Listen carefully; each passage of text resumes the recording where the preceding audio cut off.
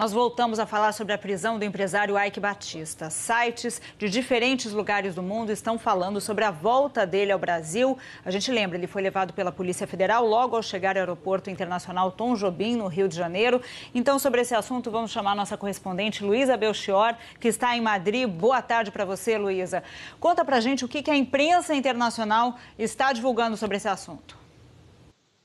Elô, boa tarde a você, a todos aí no Brasil. A imprensa aqui da Europa, Estados Unidos, começam a noticiar essa chegada de Eike Batista no Rio de Janeiro, sua prisão, mas também centrando no perfil, quem era Eike Batista. Sobretudo aqui na Europa, ele era um nome conhecido por aqui, sobretudo no mercado financeiro. Aqui na Espanha se falou muito dele, se perfilou muito Eike Batista na época do boom do mercado aí no Brasil, uma época que a Espanha passava por uma crise. Mas a gente começa pela França, onde o jornal Le Monde anuncia com essa prisão o fim da carreira para o empresário que o Le Monde chama de o Steve Jobs do Brasil, se referindo aí ao ex-diretor da Apple. Diz que o multimilionário brasileiro tinha um passado recente de fama e riqueza, descreve Eike Batista como um vencedor, sedutor e talentoso empresário, mas que está sendo acusado por, segundo essa acusação, haver pago esses 16 milhões ao ex-governador do Rio de Janeiro, Sérgio Cabral. No Reino Unido, o jornal que dá mais destaque por enquanto é o Daily Mail, que faz um pouco, se centra um pouco mais nesse relato da viagem de Eike Batista de Nova York ao Rio de Janeiro, onde ele foi preso, mas chama Eike Batista de um impetuoso empresário, fala que ele se converteu, se transformou no rosto do boom das commodities no Brasil, também essa época, relembrando essa época de crescimento econômico no país. Lembrou que apenas 5 anos Eike Batista tinha um patrimônio de mais de 30 bilhões de dólares e que chegou a ser considerado uma das 10 pessoas mais ricas do mundo. Esse perfil de Eike Batista como uma das 10 pessoas mais ricas do mundo foi muito citado até agora. A rede Bloomberg, por exemplo, se centrou muito nisso, fala de Eike Batista como um líder, um ex-líder de um império, de um mercado de logística e commodities que fez ele criar essa fortuna de cerca de 30 bilhões de dólares. E também a rede Bloomberg entrevista nomes do mercado, de pessoas que atuam no mercado financeiro do Brasil, que afirmam achar que Eike Batista vai pedir que ele não fique preso em troca de dar informações, que seria aí uma delação premiada. Ainda nos Estados Unidos, também no mercado financeiro, o Wall Street Journal noticia essa prisão de Eike Batista, essa viagem dele de Nova York para o Rio de Janeiro, falando também de Eike Batista como um nome importante no mercado, não só do Brasil, como no mercado mundial. Também lá nos Estados Unidos, o New York Times se centra mais nesse relato da prisão de Eike Batista, lembrando que ele embarcou pacificamente no aeroporto em Nova York e conclui apontando o empresário brasileiro, conhecido, segundo nas palavras do New York Times, por juntar e depois perder fortunas multibilionárias, como uma trajetória que pode também ser o símbolo do próprio Brasil, nas palavras do New York Times, portanto. Estamos de volta e voltamos a falar sobre a prisão do empresário Eike Batista. Nós vamos direto para a zona norte do Rio de Janeiro, em frente ao presídio Ari Franco. Está a nossa repórter Mariana Queiroz, que tem informações ao vivo para a gente. Mariana. Oi, Heloísa. Aqui quem está agora é o Bernardo. A gente está acompanhando a saída aqui do empresário Eike Batista. Ele acabou de entrar nessa viatura que tem mais aqui atrás.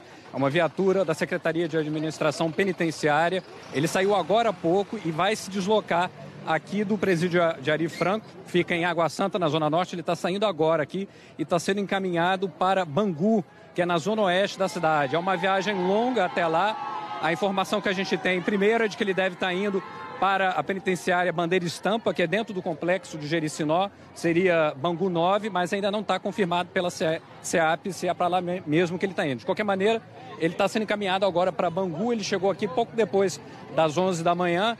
Antes ele passou no IML para fazer o exame de corpo de delito, lembrando que ele chegou aqui no Rio de Janeiro num voo de Nova York, saiu lá de Nova York à meia-noite e 45, chegou aqui pouco depois das 9 horas da manhã e começou todo esse procedimento. Ele foi preso pela Polícia Federal e começou todo esse procedimento de entrada no sistema prisional aqui do Rio de Janeiro. A previsão é de que ele seja ouvido, deve prestar depoimento ao longo da semana. A gente ainda não tem um dia preciso em que isso vai acontecer, mas esses são os próximos passos nesse processo aí envolvendo Eike Batista. Elô? Bernardo, peço perdão para você. A gente estava falando com a Mariana Queiroz, que estava aí até agora, portanto, Bernardo Menezes falando com a gente ao vivo ali do Ari Franco. Queria só lembrar aqui, aconteceu exatamente o mesmo procedimento na quinta-feira.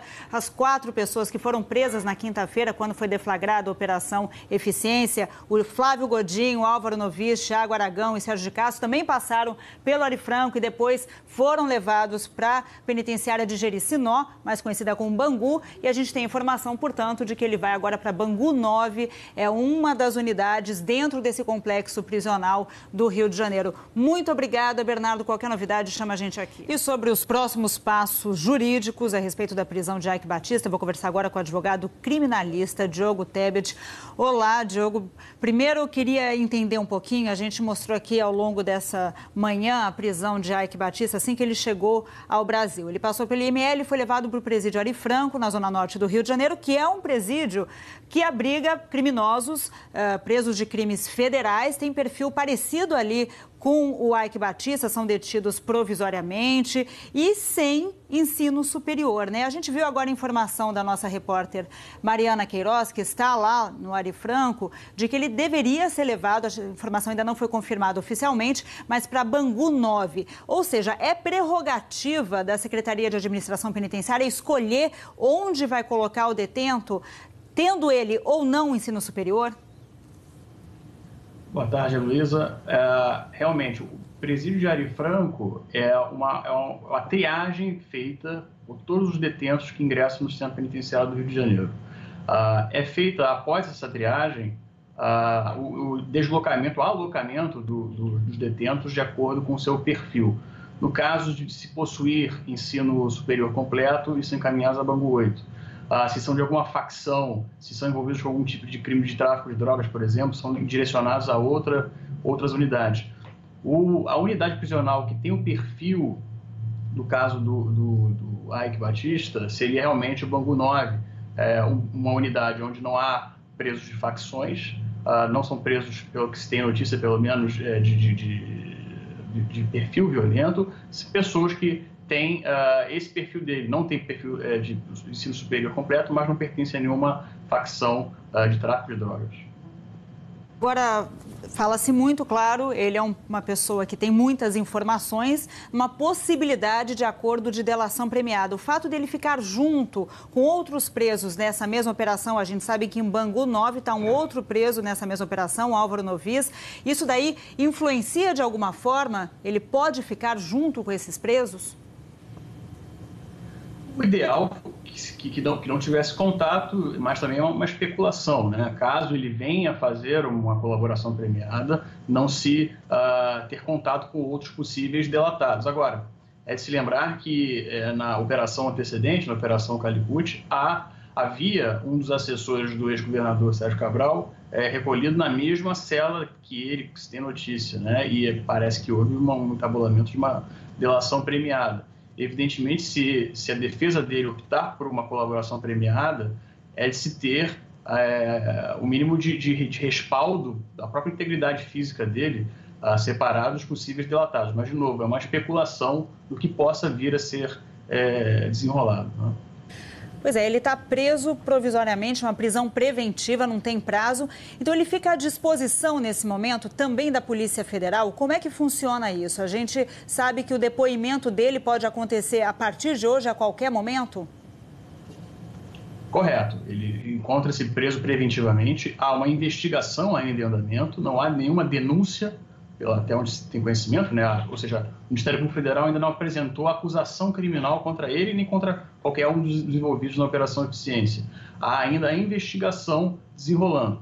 Foram requeridas medidas cautelares, dentre elas a prisão preventiva do Eike Batista, e ainda há a investigação se desenrolando. Certamente ele será requisitado para prestar depoimento, não será intimado, porque está no sistema prisional, e poderá prestar seu depoimento. Sendo colaboração premiada ou não. A colaboração premiada só vai se dar com um acordo entre as partes, entre o Ministério Público Federal e a defesa, a proposta de algo que ele venha dizer. Mas isso não exclui o fato de ele prestar um depoimento pura e simplesmente do que ele acredita ser a sua defesa, a sua versão para os fatos apresentados.